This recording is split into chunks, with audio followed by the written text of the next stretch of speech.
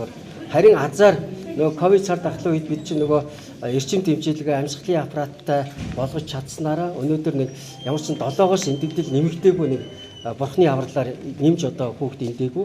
Гэхдээ маш хүнд хүүхдүүд бас байсаар байгаа. Өчигдөр гэхэд бол одоо маш хүнд байсан 3 хүүхдийн нэг нь арай гайгүй сайжирсан учраас одоо нэг 2 хүүхд маш хүнд байж байгаа. За тэгээд хэлэх гээд байгаа зүйл бол нотлогдсон баримттай 50 жилээс одоо натаа бараг 600 шахуу ийм түүхэн вакциныг үгүйсгэж ярих болоо. Би бас одоо эцэг хүний хувьд, эмч хүний хувьд, эрүүл мэндийн сайд хүний хувьд бас ард иргэдэд бас зөвлөхөд итгэж болно. Энэ 50 жилийн түүхтэй энэ вакцин таны өөр хүүхдүүдийн амь насыг авраа зогсов. Ганцхан таны хүүхд биш.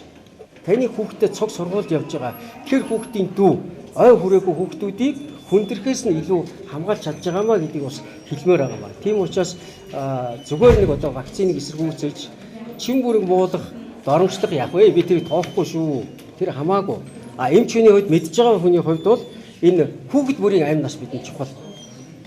Нэг хүүхдийгс алдахгүй төлөө эрүүл мэндийн яам хичээн ажиллаж байна. Энэ үйл ажиллагаан дээр эрүүл мэндийн салбарын бүхэл бүтнээрээ тийм ээ орой 10 цаг хүртэл 600 гаруй цэг дээр байшлаас үл хамааран, харьяаллаас үл хамааран таны хүүхдэд вакцин хийх гээд нөхөн вакцин хийх гээд байж байгаамаа. Тэгэхээр бас хүмүүс яаж байгаа хэн хэлэх юм бэ гэдэг асуултыг их асууж байна тийм ээ. За тэгэх юм бол та одоо нөгөө Монголиогоо ороод нөгөө вакцинжуулалтаа ороод үү гэдэг вакцин хийлгсэн үү гэдгээ үзээд хинт хийлгээгүй бол нөгөө дархлаажуулалтын ягаан дэвтэр байгаа тийм ээ. Тэрийг үз.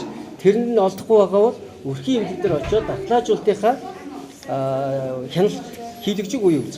Тэнд байхгүй байх юм бол 15 нас хүртэлх хүүхдүүд вакцина хийлгээ гэдгийг бас зөвлөд байгаа. Бид вакцины хангалттай байна. Вакцин найдвартай. Дөнгөж саяхан бас сурвалжлагч асууж байна. Тэгээ вакцин найдвартай юм уу гэж байна. Энэ вакцины худалдаа авалтыг бид ЮНИСЕФ буюу Дэлхийн эрүүл мэндийн байгууллагын хүүхдийн сандаа хамтарч хийдэж штэ.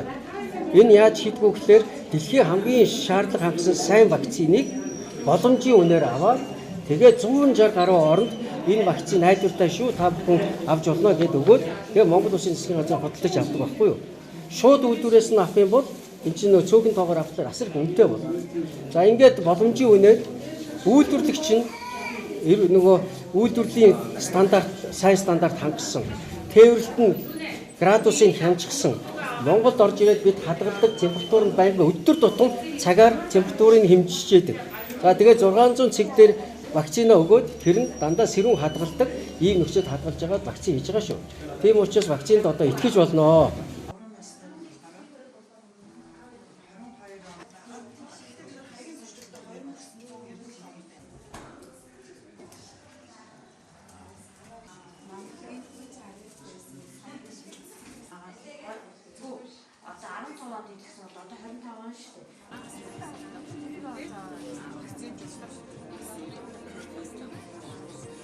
Таахын аргагүй гамшиг осол, ган зууд, бороо, ус, газар хөдлөл, салхи шуурга бид өнөөдөр маргаашийн тухай асуудлыг ярих биш, таамаглах биш, аль хэдийн эрсдэл.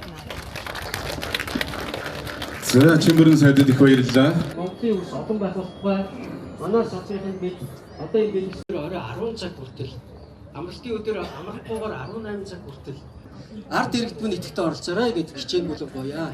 Тэгээд бид бүгдээрээ хамтдаа баярлалаа. Тэгээд өнөөдөр бас их чухал өдөр бид бас олон нийтэд өргөж байгаа нэг бас хүүхдүүдэд бид алдаад байж болохгүй. Өөрийгөө хамгаалах чадваргүй хүүхдүүд маань аль насаараа төлөөлсөн болж байгаа гэдгийг бас анхаар Монгол улс. Өнөөдөр 10,300 гарчихсан 7 хүүхдийн амнаас энэ сайхан 50 амарцгаая. Өвчин зовлонгоос айж имээлгүй вакцина